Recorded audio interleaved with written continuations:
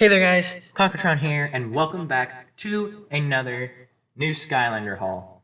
Today I have 6 new Skylanders here, or 6 figures I suppose.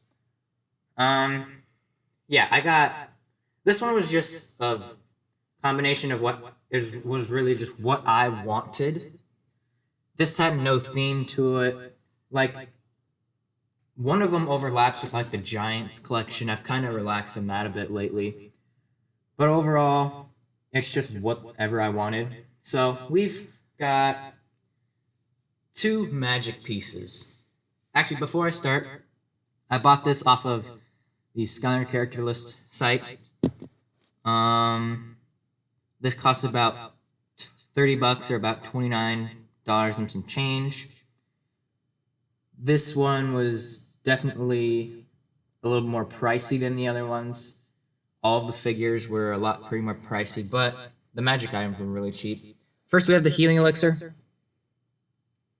This one was 99 cents, so basically $1.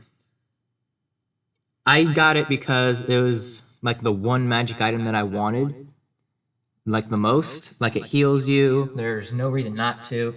I up until a little while ago, I would say that I completed my Spyro's Adventure Magic collection, but I have not because the Volcanic Vault exists, and up until a little while ago, I did not know that the Volcanic Vault was a magic item. I just thought that, I didn't even know what it did, but all I knew was that it was rare, and I was probably never going to get it. Alright, my second magic item is actually going to be the Sky Diamond. I got the Sky Diamond for my own personal use. I can abuse the crap out of this in Swap Force to get a lot of money really fast. Just go watch a clip. It's really, really fast. Alright. And then, that's it for the magic items. Next up, I do have a vehicle. And that is going to be the Spring Ahead Dive Bomber. So out of these, I only got 3 playable characters. 2 of them are actually variants.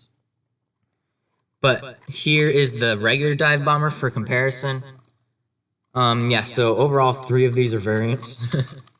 So this one is in decent enough condition.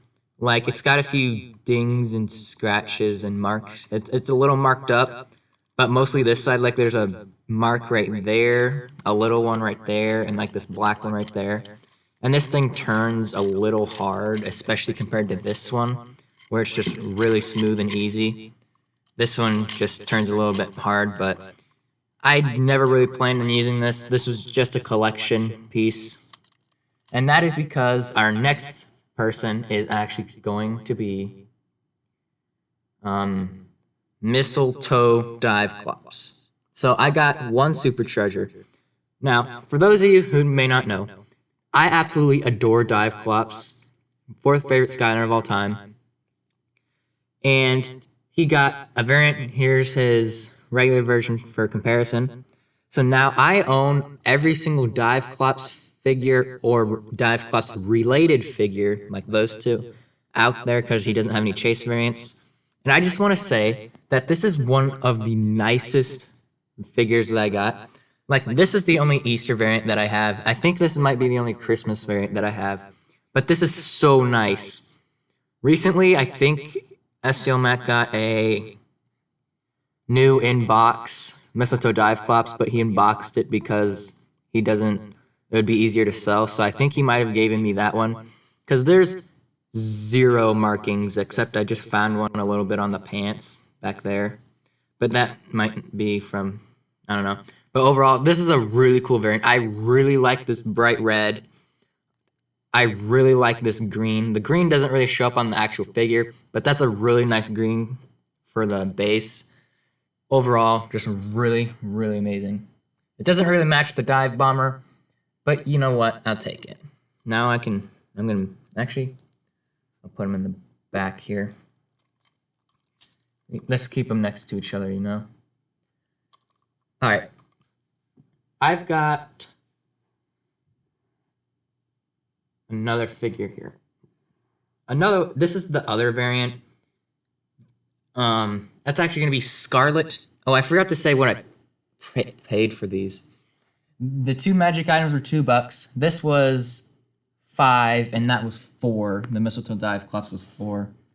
Scarlet Ninjini is one of the coolest variants out there. One of my favorites. Now, because it's got a really good red. I really like the contrast of the purple and the teal. And then here's regular Ninjini. Ninjini is actually one of the tall. She's the tallest giant figure. I mean, Swarm might beat her, but that's because it's stingers in the air. So that might make her one of the tallest figures of all time, if not the tallest.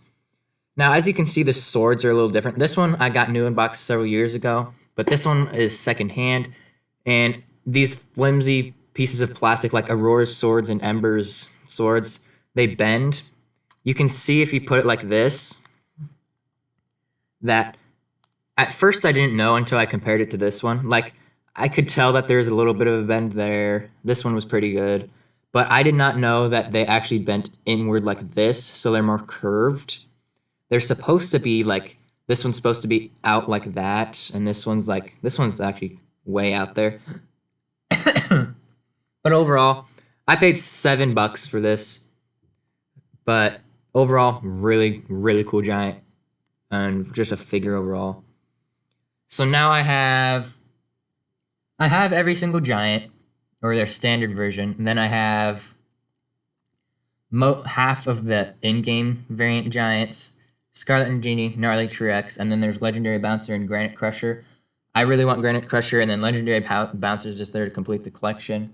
And then I think there's one more giant chase variant that I'm missing, and that's the Glitter Hothead, because I do have the Pumpkinhead Eyebrow.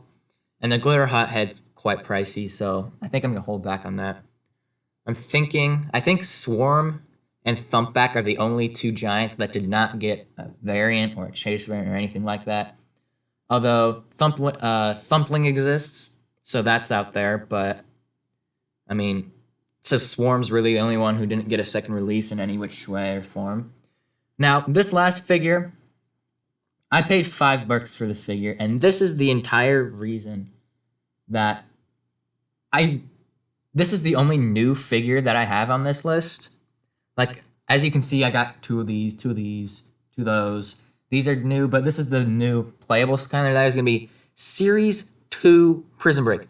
I am really excited for this one because I would not call him rare, but he's definitely uncommon Series 2. Because before, I would buy all of my figures off of Amazon, and on Amazon, he was like $25, $30.